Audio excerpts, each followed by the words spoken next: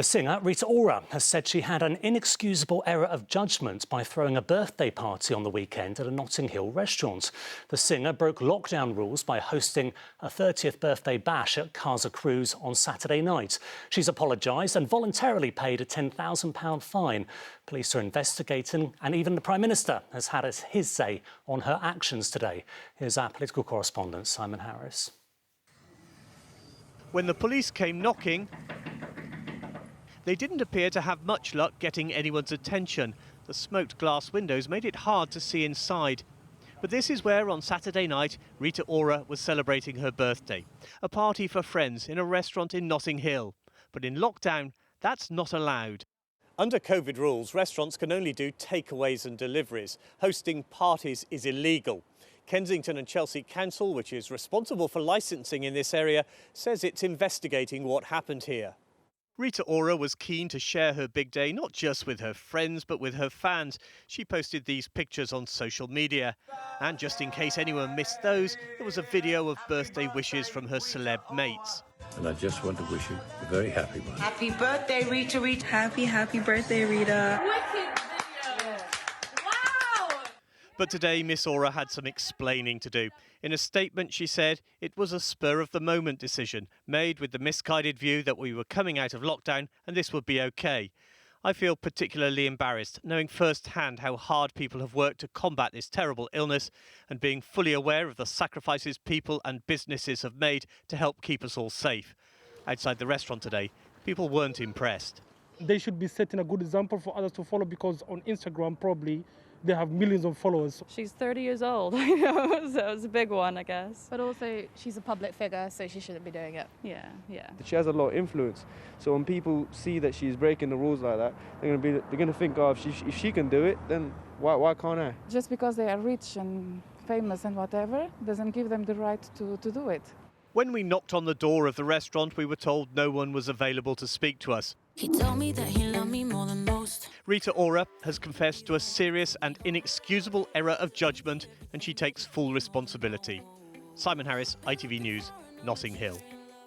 Good evening. In 6 hours' time, the current lockdown will be over and the capital will be returned to Tier 2 restrictions, although there'll be tougher ones than before. The falling infection rates show lockdown has worked. Cases have dropped across the capital. 4 boroughs are now below 100 cases per 100,000. Well, at 7 o'clock tonight, MPs will vote for the new restrictions, which will be in place until February. The vote is expected to pass, despite many Tory MPs voting against it. Our political correspondent Simon Harris on how London is preparing to reopen.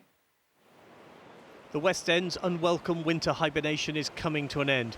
Behind shop windows, workers were getting ready for the delayed Christmas rush. Tomorrow the doors open, but it's not business as usual for everyone. The tier system has dealt a hammer blow to pubs, bars and restaurants, provoking a rebellion among Tory MPs. In the Commons, the Prime Minister urged his MPs to back the new restrictions. What we can't do is to lift all the restrictions at once or move too quickly in such a way that the virus would begin to spread rapidly again. And that would be the surest way of endangering our NHS and forcing us into a New Year lockdown with all the costs that would impose. Kent and the Berkshire town of Slough will be hit with the toughest restrictions in Tier 3. London goes into the less severe Tier 2. The number of COVID cases in London is going down. Across the capital, the average infection rate is now 155 cases for every 100,000 people.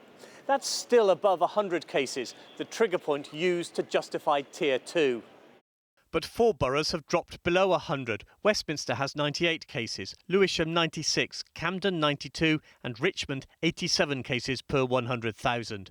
Only 1 borough, Waltham Forest, has seen a rise in infections. Last week there were 158 cases per 100,000.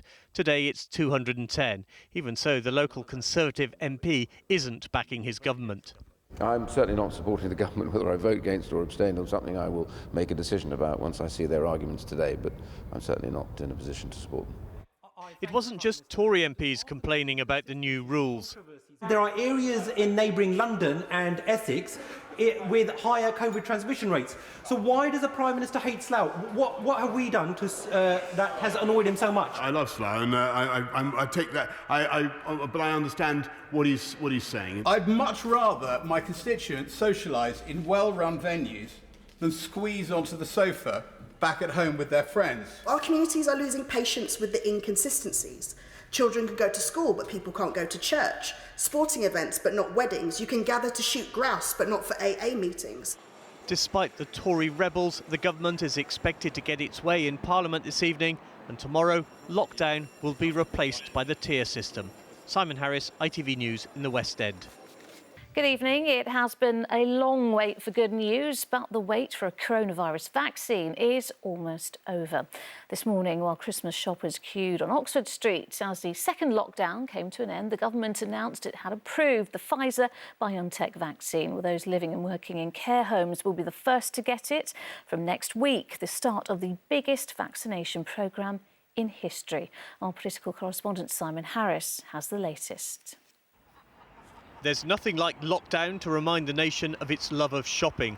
Outside one Oxford Street store, a handful of people braved the early morning cold before opening time. I haven't been shopping in 4 weeks, so it's nice to get out. Obviously, I'm of the older generation and we like to look and touch and feel and know what we're buying. It was empty, there was no one there, so it was better. The longest queue was at Debenhams, bargain hunters eager to take advantage of a sale after the firm went into administration. But the biggest buzz was about news of a vaccine. I'm thrilled. My parents are doctors. They're really excited. They're like sending on the family group chat, like, oh, we can't wait to get it. I'd like to see it work. I'd like to see it for you. Like, I'd like to see other people try it, I guess. Yeah, I'm going to get jabs, absolutely. Coronavirus has cast a cloud over the West End. There are one-way systems and social distancing. The shops were busy but not crowded, so the vaccine is in every sense a shot in the arm. This year we haven't seen our international customers. Obviously our customers in the UK have been quite nervous of coming out, so this is an absolute game changer for us. One former shop assistant visiting his old workplace in Chelsea was equally delighted but added a note of caution. I've got to tell you, I did a leap in the air. It's fantastic news. And we can finally see light at the end of the tunnel, but it's going to be some months before this vaccine is rolled out and before all of us have the vaccine. That means in the meantime, for the foreseeable days, weeks and months, we've got to follow the rules. The first Londoners to get vaccinated are likely to be elderly residents of nursing homes and their carers. Eventually, mass vaccination of the wider population will begin at dedicated sites across London and the home counties. Among the likely sites are the ExCeL Exhibition Centre in East London, EPSOM Racecourse in Surrey, the home of the Derby, and WESTFIELD Stratford, the shopping centre next to the Olympic Park. We've been waiting and hoping for the day when the searchlights of science would pick out our invisible enemy and give us the power to stop that enemy from making us ill. And now the scientists have done it. There's plenty to celebrate. Although for now, the dancing elves in London's best-known toy store are likely to find Christmas a little more subdued than normal. It's probably stretching it to say that we'll see the crowds that we normally would, because clearly there are the numbers of people coming into the offices or indeed tourists. But I am confident that the iconic West End will still draw many people. The shops desperately need their Christmas customers. Lockdown is over, a vaccine is on its way, but it's going to be a struggle to make up for lost business. And Simon, you've been hearing more information this afternoon about when Londoners will be receiving the vaccine. Yes, the NHS says the first jabs will be given next week at what are known as hospital hubs to people who already have outpatient appointments. They are mostly elderly people and they'll be notified by the NHS that they're eligible. After that, as more vaccines become available, GP surgeries and community pharmacists will get them. But the NHS doesn't want the GPs' practices to be overwhelmed by this. That's why the dedicated hubs like ExCeL are being set up as well, but we're quite a way off from that at the moment. Yeah, all right, Simon, thank you. Good evening. We are just 2 days into the new COVID tier system, but as cases continue to rise in one pocket of Essex, the leader of Basildon Council has said he wants to impose even tougher restrictions. Closing schools early for Christmas, he says, is the only way to bring cases down and avoid the harshest tier 3 restrictions. Our political correspondent Simon Harris has the latest. Rhys Beckford is one of Basildon's rising stars. He's a gymnast, hoping to represent Jamaica in the Olympics. Today's my first day back training after lockdown. Been able to use the gym has been fantastic and super excited to get back to training. But Basildon is a town teetering on the brink of Tier 3. The leader of the council is so worried about the number of new COVID cases, he wants to close the schools. Chelsea Jones is so worried she's already keeping her 3 children at home. I pulled them out of school for the last 6 weeks because I have to travel on 8 buses a day and it was just unsafe. And when you get on the buses, people don't wear the masks. So it's just safe to keep them off at home. The latest figures show Basildon has 304 cases for every 100,000 people. That's more than Slough in Tier 3 with 303 cases.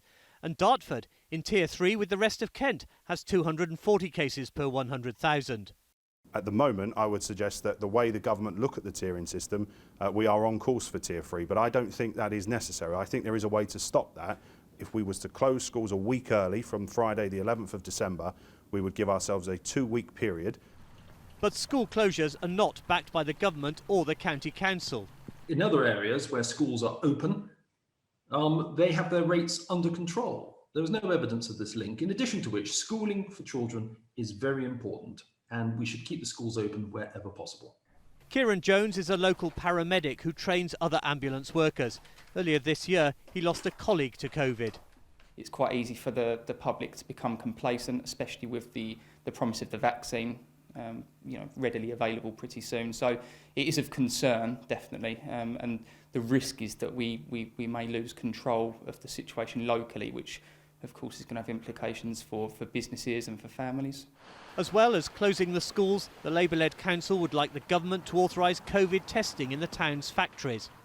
Less than 48 hours after Basildon left lockdown for Tier 2, people here now face the possibility of even tighter restrictions on their freedom. Simon Harris, ITV News, Basildon.